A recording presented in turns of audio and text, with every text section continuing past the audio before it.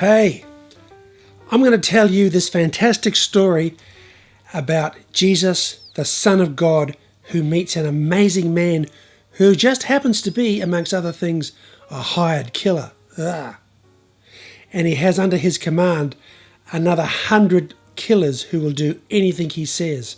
Anything. So when did this happen? Well, Jesus was in his early 30s, and during his 3.5 years ministry, he lived in a town called Capernaum by the Sea of Galilee. Now this story comes from the book of Matthew chapter 8. Now, Judea at that time was an invaded country, like many others. The Romans ran the place, but they let the locals keep their religion and basically carry on as usual, sort of. But everybody hated the Romans. They would try to have nothing to do with them or even touch them. But one thing the Romans did was to build stuff, like huge buildings, roads, pools, even synagogues or churches for the locals. Go figure, how weird's that? But now many of Jesus' disciples thought he was going to throw the Romans out and make their country great again. I've heard that line before. But Jesus had never said that, and in fact, just recently he had delivered the most famous Sermon on the Mount, in which he said things like, "Blessed are the peacemakers, for theirs is the kingdom of heaven. Love your enemies and do good to those who persecute you." That's difficult. So I imagine when they were coming back down from the mount, some of the disciples weren't too happy about this go soft on the Roman stuff. One was Simon the Zealot. Now the Zealots were a group of people who favoured violence against the Romans wherever possible. But there was Simon, called by Jesus to be a disciple. Pretty cool. So Peter said, "Hey, what's up, Simon?" "Well, is it something Jesus said, like it usually is?" "Well, what do you think, Peter? One moment it looks like we're onto something, and then he says these stupid, weak things about the Romans."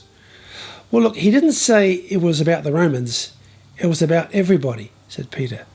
"Yeah, that's just great. Follow me and be nice to the Romans. How do you think that's going to work out for us?" "I think Jesus knows what he's doing, Simon." "Yeah, well, I'm not so sure. We are the chosen people. This has got nothing to do with the Romans, and Jesus needs to be more careful with what he says." Well, soon they were back in town and had quite a big crowd with them still as they rested for a while. There weren't any coffee shops. But then, through the bustling market came a Roman centurion. Whoa! He had looked around, saw Jesus, and headed towards him. Some people scuttled off, and others put their hand on their sword, which was not a good idea. Others who were suspicious of Jesus thought with a smirk, "Well, this is going to be fun. This will be interesting." To everyone's surprise, he didn't arrest Jesus or bark out commands to people. He respectfully greeted Jesus and said, "Excuse me, I'd like to ask you a great favour." It was as if the whole town went quiet, even the animals. "I have a servant in my house who is very dear to me, more like a son than a servant. He's very sick and paralysed. I don't think he will survive." "Look, in all humility, I ask that you," Jesus broke in, "that I should come to your house? Of course I will." "What?" No, said the centurion. "I'm unworthy that you should enter my house. I understand that, it's okay. But I do know that if you just say the word, then my servant will be healed. You see, I understand authority. I've got 100 soldiers under me, and when I say go to this place or do this thing, I know it will be done for sure. I don't ever need to check upon them. I don't need to see, I know. So it's enough that you give the word and it will be done." Everyone was looking at Jesus to see what he would say. Jesus was just blown away. Who is this guy? He was speechless. He needed a coffee.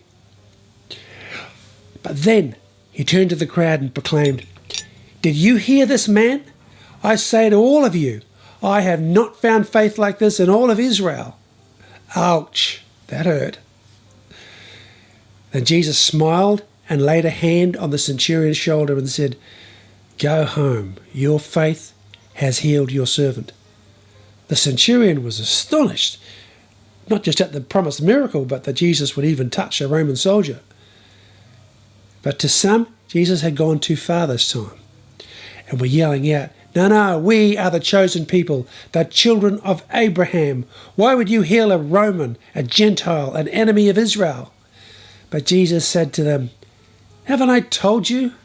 My Father makes everyone welcome, the rich and poor, master and servant, Jew and Gentile, black and white. Everyone is welcome to my Father's table." Now through the market came an excited group of Roman soldiers running towards the centurion, yelling, "Master, Master, come quickly. Your servant is well. It's like he wasn't even sick." Obviously his soldiers loved their leader and couldn't wait to give him the good news. The tough centurion had tears in his eyes as he ran towards the soldiers, but also wanted to go back and thank Jesus. But he was caught up in the moment, and they hurried off to his home. Jesus smiled as he watched them leave. But while Jesus was in awe of this amazing man, most people around him were not happy. For the disciples and many others, this was hard stuff to see and hear. There were grumblings, lots of grumblings. But I like to imagine that later on, the disciples and Jesus were having a meal together and still talking about the incident with the centurion. Some were starting to understand this was not just about Jesus the Messiah overthrowing the evil Romans and making Israel great again, but something far bigger that involved the whole world. But Simon, who was not so convinced, interrupted the others and said, "This is all very good, but what have the Romans ever done for us?" And there was silence.